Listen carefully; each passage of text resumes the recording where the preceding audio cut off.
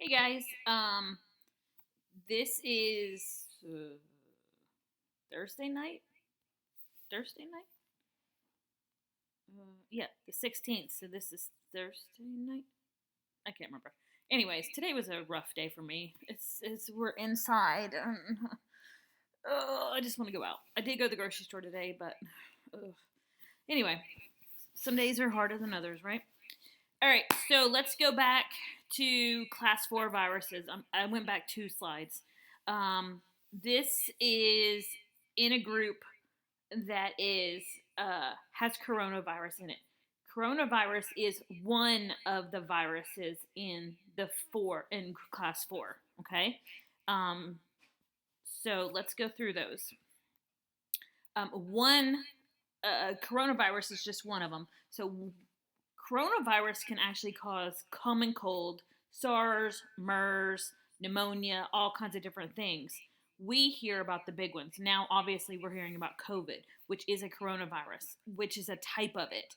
So, like, again, coronavirus is SARS and MERS. So, this is coronavirus is now COVID. They just haven't named it anything like a MERS or a SARS. Okay. This one does cause respiratory disease. You already know this. We've already gone this one. During the outbreak of fatalities, SARS basically killed or affected a lot of people, killed a lot of people, older people in the South Asia, which now when you look at corona, I mean, our corona, ours is worse. All right. Another one of the class 4 viruses are norovirus. This is the most common cause of gastroenteritis in the United States. This is gastroenteritis is basically with your gastro system. This is diarrhea and vomiting. So the most common places that you can get gastroenteritis or norovirus is nursing homes have it a lot because they're so close and they also are so susceptible. And this is 61% of outbreaks of diarrhea or vomiting are spread by having direct contact, like shaking hands with infected person. So basically, norovirus, you can get a shot for this, I'm pretty sure. But this is one of them. Another type of class 4 are toga viruses, which are called ruboviruses. This caused the German measles or rubella. And if you remember, or you probably never remembered, there's a shot called the MMR, which you got when you were a baby. It's measles, mumps, and rubella. So German measles can be very deadly, especially for women who are pregnant.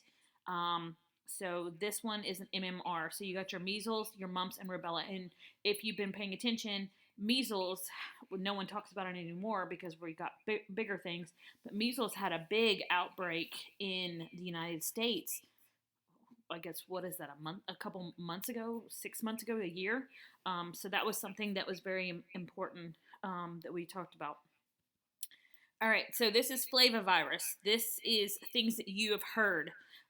This one is yellow fever, and we know if you went to St. Francis, you read Graveyard Girl, and you went to the Elmwood Cemetery. Um, so one version of this is, and these are all under class 4. Okay, so coronavirus is a type of class 4. In 1878, the outbreak in Memphis killed over 5,000 people. West Nile virus, which is from a mosquito, is another version of this. This is encephalitis virus. Encephalitis is your brain. So only 1% of those infected got serious symptoms. West Nile was a big thing a couple of years ago, too. Dengue fever. They actually had some outbreaks of this in Florida just a couple of months ago. So this is 400 million people are infected each year. And then Zika. Oops, sorry. Zika. We talked about this, or we as in people talked about this a year ago. The most common symptoms of Zika virus are fever, rash, joint pain, and conjunctivitis, which is like pink eye. The recent information shows that it causes microencephaly in infants born to mothers who were infected. Micro means small, and encephaly means brain. So this is where they have small brains. Again, you're not hearing much about Zika anymore, but these are all of these right here are done by a mosquito. All of the class 4 ones come from animals. So this is a zoonosis basically because we can get it from camels, We can get it from mosquitoes and stuff like that. So that's what's unique about this, I guess. Class 5 viruses are negative single stranded RNA viruses. And again, I'm not going to ask you those kind of questions. And they are examples of orthomycosis viruses and rabid viruses.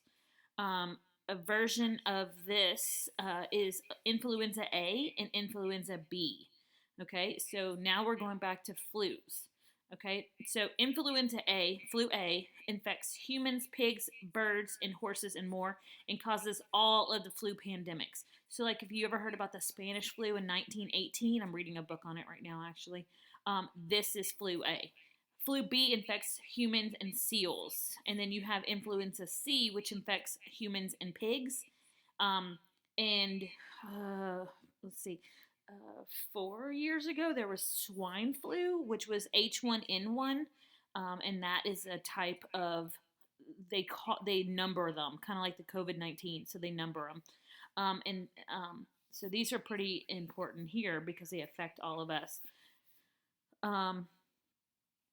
Influenza B is usually the one we get earlier in the year, like in September, October, and then influenza A usually comes later. But this year was weirder. We got A first, and then we got B last. So again, no one's talking about flu right now, but flu does kill about 50,000 people a year. So, I mean, regular flu, not coronavirus. So this is something that affects us too. This is why we need flu shots. All right, so rabidoviruses, I'm not sure I'm pronouncing that right, also includes rabies virus. This is rabies you get from dogs, sorry, it could be wolves or something like that, or raccoons. Rabies actually is more, not just dogs, but we protect our dogs against it.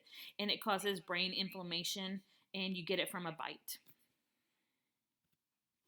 All right, class 6 viruses are positive single-stranded RNA viruses, which go through a double-stranded DNA intermediate. So these are retroviruses. Okay, remember a retrovirus has a reverse transcriptase. So it goes from it starts with RNA, and then the reverse transcriptase basically makes a copy of DNA from the template of RNA.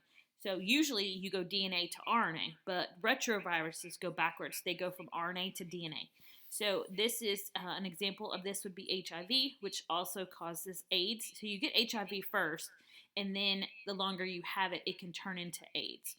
It infects vital cells in the immune system, and it results in a failure of the immune system. So basically, with HIV, it kills all your immune system, so this is why you get AIDS.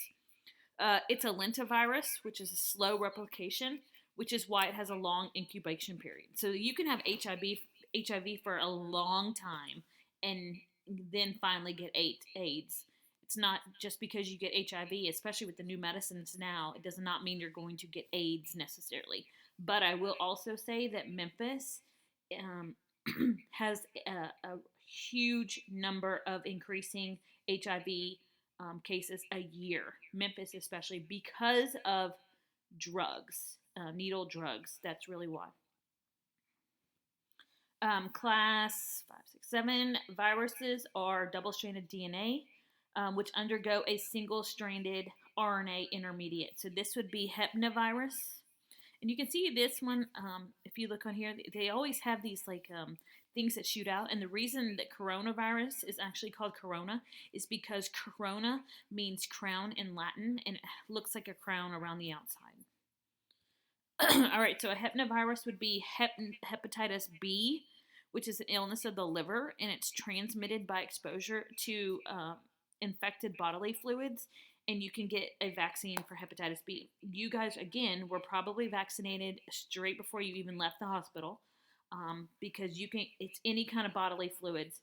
So sex, drugs, like needle drugs, all those kind of things. And so if you look here, most hepatitis B would be injection drug use. This also can be tattoos.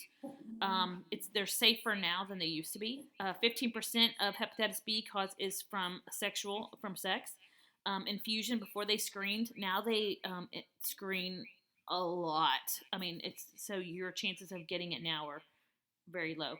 Also, dialysis, healthcare workers, or perinatal, which means after you're born. Um, so, like, if you are a healthcare worker and you get a needle stick, like, that's how you would get that. And then some are just unknown.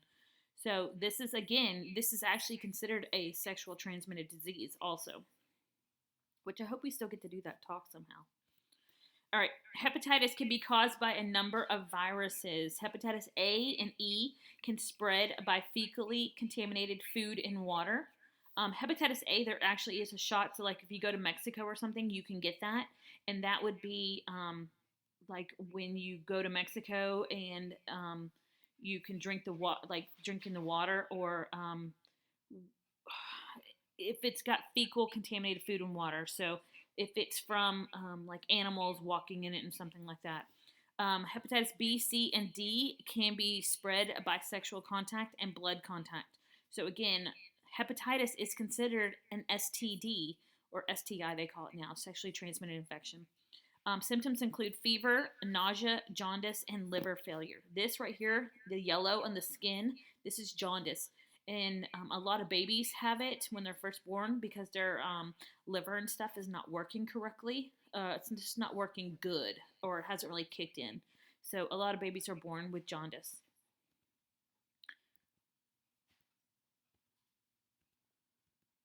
All right. So viruses cause a variety of infectious diseases. Common ones are common cold, influenza, SARS. I guess we'll never forget about coronavirus, and a lot of sexually transmitted diseases. I'm going to stop here. Y'all have a good day.